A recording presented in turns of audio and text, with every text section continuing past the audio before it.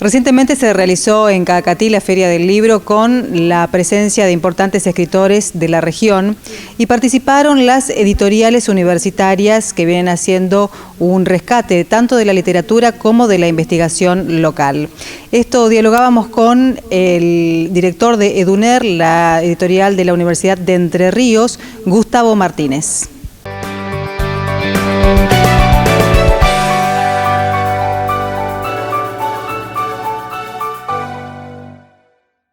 Bueno, EDUNER editó, por ejemplo, de libros importantes también para Corrientes. A nosotros quizás nos sorprende porque es la Universidad de Entre Ríos, pero de poetas fundamentales como Madariaga, por ejemplo. ¿Cómo se llega a este trabajo sobre Madariaga?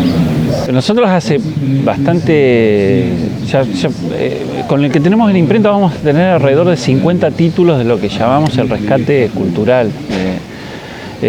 Trabajamos mucho buscando volver a ofrecer textos que entendemos tienen valor para ser leídos hoy y ser leídos en libros que permitan una relectura, una contextualización de esos trabajos y que permitan a los lectores encontrar con los textos originales bien cuidados y a su vez a cargo de especialistas o poetas o escritoras y escritores o investigadores de las universidades que conocen mucho sobre el tema. Entonces todos nuestros trabajos tienen un aparato crítico, ¿no? Y la mirada que tenemos sobre la región no es una mirada local, es una mirada expandida. ¿Dónde se produce el intercambio? ¿Cuáles son los diálogos? La región no es Entre Ríos. Hay algo que ocurre en Entre Ríos, Santa Fe, Corrientes, Chaco, y podemos seguir hacia arriba. Y ahora está la idea de algunos libros nuestros, quizás presentarlos más al norte. Y entonces digo, nosotros entendemos la región eso no como una ubicación geográfica, sino como un espacio cultural. Hay quien dice zona literaria, región literaria. Bueno, eso lo dejo a cargo de los especialistas. Nosotros como editores lo que observamos muy claramente que hay una comunidad de escritores y lectores en la región esta amplia que te digo. Entonces para nosotros Madariaga es un poeta de esa región. Madariaga, Beirabé, ellos mismos tenían ese recorrido, ¿no? Ese diálogo se daba en la realidad, en sus desplazamientos, en sus conversaciones. Muchos de quienes editamos son entrerrianos que gran parte de su vida residieron en Buenos Aires, pero su mirada regresa a la región o habla del mundo desde la región, aunque estén, esto un poco...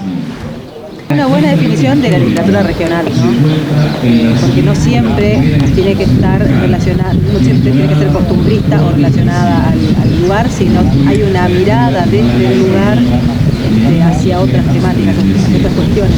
Claro, la composición que hace nuestro catálogo está dada por escritores que se pueden decir que nacieron en Entre Ríos, Santa Fe, Corrientes, etcétera. Pero también nos gusta decir que que hay problemáticas que son universales que están contenidas en sus textos, y que es nuestra mirada mirando el mundo, y a su vez nos gusta también publicar los libros de los viajeros que nos recorrieron. Una autora de Rosario que trabajó uno de los textos dice, también es cierto que nuestros territorios se fueron creando también a la medida que se fueron nombrando, describiendo, ordenando. Somos herederos de eso, ¿no?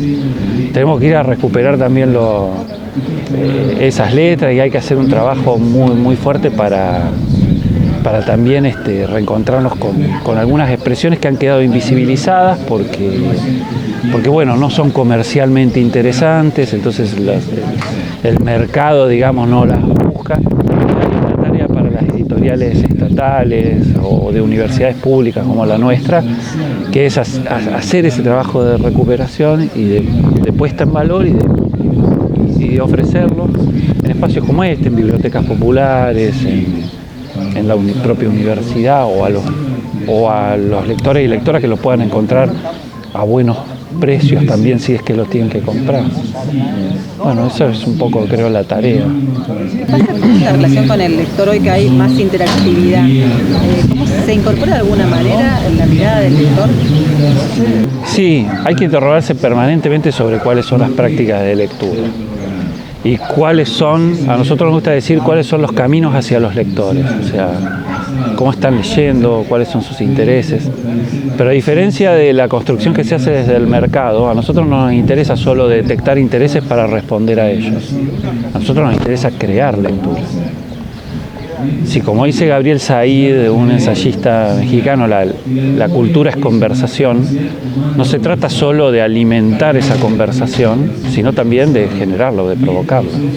Nosotros tenemos libros que, bueno, y cada vez vamos a ir teniendo más libros que están en acceso abierto, y entonces se hace la estrategia de editarlos bien y conservarlos bien. Y también hay muchas posibilidades de poner el libro en soporte papel en conexión con otros soportes, ¿no? Entonces, libros que tienen parte de su contenido en el papel y parte de su contenido digitalizado, y el papel se vincula a través de códigos QR que se acceden al...